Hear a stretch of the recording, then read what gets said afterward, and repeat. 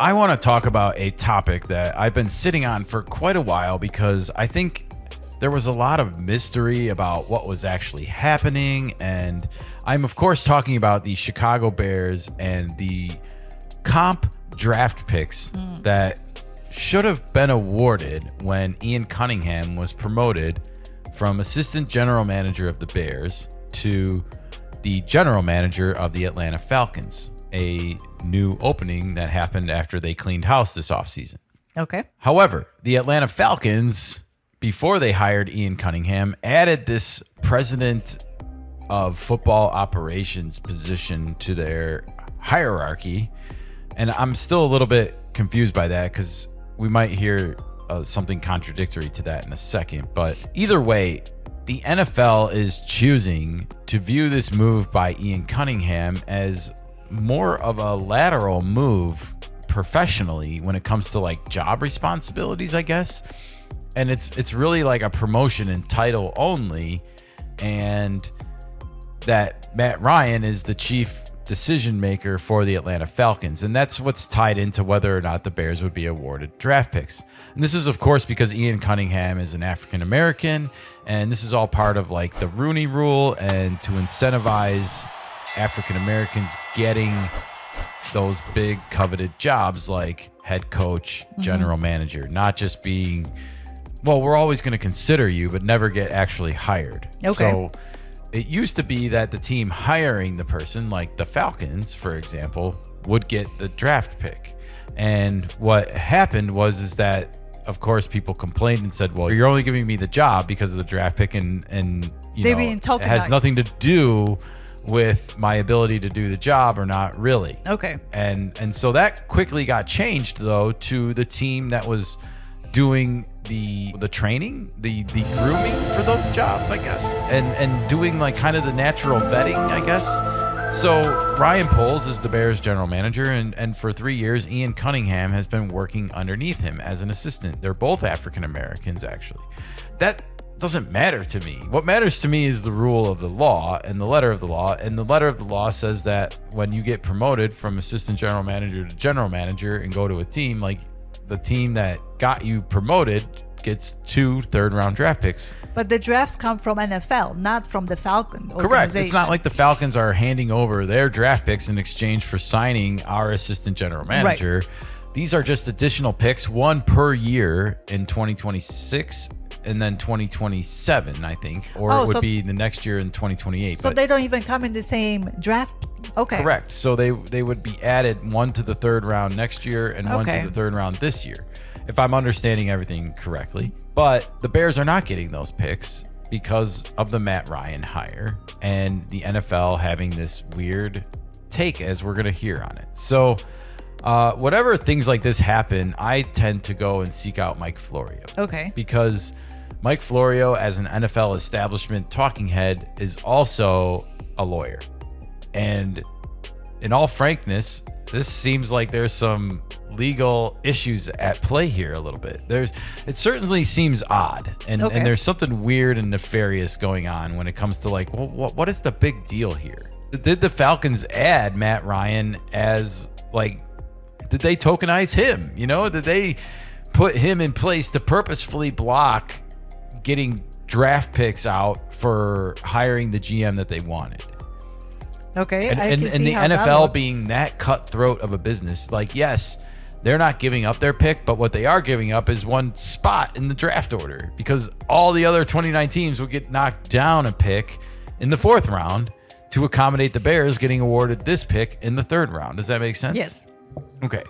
So without further ado, let's take a listen to Mike Florio and Michael Holley here talking about this situation. Ian Cunningham, who was recently introduced as the new general manager of the Atlanta Falcons. And there's a wrinkle in all of this that has Bears fans up in arms. A few years ago, the NFL decided that, and initially it was going to be if you hire a minority head coach or GM, the team that makes the hire gets a reward in the form of compensatory draft picks. That was quickly shouted down because it stigmatizes those who get the job. Oh, the only reason you got the job is they wanted the compensatory draft picks. So instead what they did was they reward those who develop and promote and ultimately Yes, position NFL, we would minority like candidates our to be hired reward, into these key please. jobs elsewhere. So Ian Cunningham goes from the Bears, where he was assistant GM, to the Falcons, where he's the GM. The Bears are going to get 2 third-round picks now. No, they don't. And the league's position was, and still is, that Matt Ryan, the president of football operations, is the top executive in What? the Falcons organization. Okay. What ma- So that is how this all went down. Now, he's about to explain what made this worse, which is next week, or which was last week, what Matt Ryan did on Media Row during the Super Bowl lead up. made things a little screwy, Michael. Last week at Radio Row, Matt Ryan was making the rounds, and he did something with his former employer, CBS, and he basically said, Ian Cunningham's in charge. He's running free agency. He's running the draft.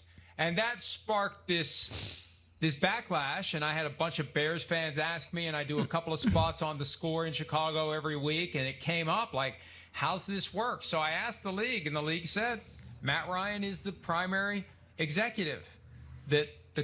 First of all, I want to say good on Mike Florio for actually asking the league about this. We've been asking for this since it kind of broke that someone needs to just do their damn job and get a statement from the NFL about this. Like, instead of just accepting it, it seemed like a lot of the Bears local media, beat reporters, like, they didn't want to talk about it. They didn't want to ask why the Bears aren't getting their draft picks to the NFL for fear of what? Like, rocking the boat too much? Like, take a page from Mike Florio. He works for the NFL on NBC. He even says, like, they're not going to like me for saying this all the time, but at least he talks about these things. At least he's calling the league office and getting comments from them on these things. He's acting more of a journalist than the actual beat reporters paid for by the people who are supposed to be doing that job. They haven't asked those questions because of access. Right. It makes it seem, well, we that's a whole separate conversation, Yes. but all right, and let's listen to more of what the league office told him, but good on him for calling them in the first place, because Yes. that seems like it's just been a struggle. Matt Ryan is the primary executive. That the compensatory draft picks only apply to head coach or primary football executive. And then I asked, well, how did the Saints get 2 third-round picks for Terry Fontenot when he became the GM, and Rich McKay was the president and CEO of the Atlanta Falcons and involved in football operations? And the explanation was the job that Fontenot got was the job that Thomas Dimitroff had, and at the time that job was the primary football executive, and they've now changed it to Ryan. So That sounds like a bunch of word salad to me, and I don't think either one of them are buying it, Michael Holley or Mike Florio. a lot of Bears fans upset. Yep. Bears fans I upset. don't know if Ryan is just trying to create a little Tom Brady safe harbor here. You know, if things don't go well, hey, I wasn't running the draft for free agency, blame Ian Cunningham. But regardless, that's the end result. It's not going to change. The Bears aren't getting the compensatory draft picks, even though Ian Cunningham has gone from assistant GM to GM of the Falcons. That's basically Florio getting us back up to speed on the entire situation. And again, good on him for figuring this information out from the league. And he says it with a finite reality there. We're not getting these picks. There's really no way. The Bears cannot appeal to the league about this. They can challenge it, though. Let's get to that. Okay. Can we just wait? Sure. Should get some type of compensation. I want to listen to Michael Holley's reaction to this because he is an African American, and I think that's important in this conversation, with all due respect, because that's why this exists in the first place, right? Okay. GM to GM of the Falcons. Yeah, I think the Bears should get some type of compensation. He went from Maybe we being should listen assistant to general him. manager to general manager. So that's one. He got a promotion. He got a promotion. He wouldn't leave for a linear job. So that's just Exactly. common sense. Duh. He's not going to leave a good team in the Bears to a lesser team, the Falcons, for the same position, Right. And the same salary. So he gets a new salary, he gets a new job title, and he's probably going to be doing the job that Terry Fontenot did. Even if Matt Ryan is really the top guy in the department, he's still a first-year team builder. Ryan is. Ian Cunningham's never been a general manager before, but he's got more experience than Matt Ryan because he's done the job. He's been with other franchises, been with other organizations. So I think a couple good things he's bringing up here. The fact that Matt Ryan said that Ian Cunningham is going to be doing those jobs and that he wouldn't just leave for a lateral promotion in name only. You know, I know. It makes no sense. I think he's more ambitious than that. It's like imagining like if you got promoted at your job, but they wanted you to just take up this new title, but they wanted you to just keep doing what you were doing and report to someone else new. So they're giving you the title that you're replacing the old person, but then they hired someone else new to just basically keep you in the same dynamic. People would smell through that all the time. Sure. Did you get a raise with it? He got a raise. So it's a promotion. It's a promotion. I think this whole word salad about who's running the team and stuff, if they want to fix that, whoever's making those decisions has this title, no matter what. You can't have a president making those decisions. They have to be involved with front office stuff. Yes. Not roster stuff. Mm-hmm. I think the league is going to have to pivot on this one. And maybe they come away. Maybe it's not 2 draft picks, Mike. Maybe it's 1. I just think it's done. I've got no indication the Bears are saying anything about it or doing anything about it. And look, Michael, it's interesting, right? It seems like even people can't decide whether this is settled yet or not, or whether it should be settled or not. And I think Florio, being the lawyer that he is trying to be like, this is over. Even like Michael Holly's being like, this doesn't feel right to me, you know, and I don't think he's commented on this yet. I don't know how to keep putting heat on the NFL for this issue. The NFL has an annual league meeting at the end of March, at the beginning of April. So before the draft. Before the draft. And according to what I read, the Bears are expected to challenge the ruling during that meeting. Well, I'll be interested to see if that's something that happens. Yeah. But I want to keep listening to this because we're going to get to the nuclear option here in the end of this video from Mike Florio, the legalese. All right. And there is a way outside of appealing from the Bears to handle this. Let's listen in. I think it's done. I've got no indication the Bears are saying anything about it or doing anything about it. And look, Michael, this gets back to the conversation we had last week. I talked to D. Smith about this issue a couple of days after you visited us at the PFT Live set at the Super Bowl. There's no accountability for the NFL. It's just annual word salad from Roger Goodell to comment on the most recent trends in hiring. And even this year, where no black coaches were hired out of the 10 vacancies, you say what you have to say and you wait till next year and you do it all over.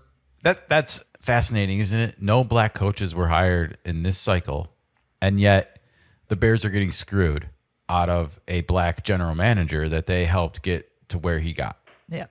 Again, and there's never any action because there's no accountability. And D. Smith had a great idea. And I'll invite anyone to go back and check out that interview. He thinks that state attorneys general should use the power they have to investigate, because we know that the federal government ain't going to do it. Not right now. State attorneys general could do it and get to the bottom of it and have real accountability for the NFL based upon decades of just questionable at best hiring practices. So yeah, that was Mike Florio's nuclear option at the end of this video, which is to basically get the state's attorney to start sniffing around. I think that's the proper way to go. You can't go. I do too. You have to go through state first before you go to federal. So you have to go through those steps if you want to invoke the nuclear option. I think this is actually a really good idea because you gotta sniff this out in its tracks early, because let me tell you why. This is going to happen over and over now with other teams where they're going to bring in a former well-liked player and have that person now sit as their new president, even though they have no idea what it takes to manage or run a football team roster. And they're just going to sit there as this figurehead face of a job and let the guy underneath who they want to be doing those decisions do them, but just not get the kind of full credit for it, if you're being honest. Yep.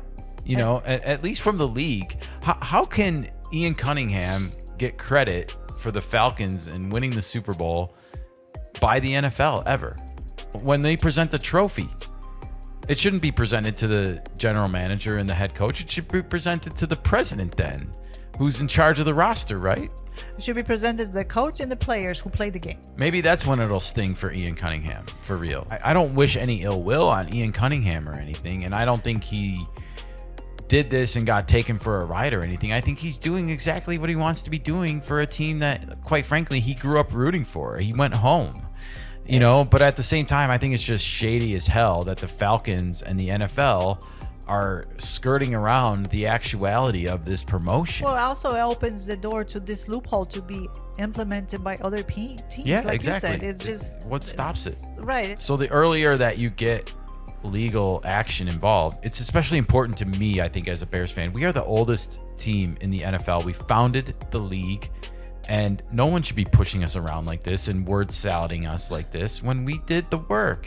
Sure. We took the chances that were involved in making this happen, and it probably wasn't that big of a risk, to be honest. I mean, Ryan Poles and Ian Cunningham are two well-spoken professional guys. Well, we just have to wait till April 1st and see how that got resolved at the meeting. Yeah, well, hopefully the joke's not on the Bears. Hopefully. Otherwise, they better be ready to do something more drastic, like Florio's talking about here. All right. Let us know what you think in the comments below. Are the Bears getting screwed out of these draft picks? And if they are, do you think that they should invoke these nuclear options and fight like hell for them and get the state government involved? And maybe that should be part of the whole stadium package too while we're at it. Maybe they can negotiate that in there like, hey, we'll stay in Illinois if you investigate these charges.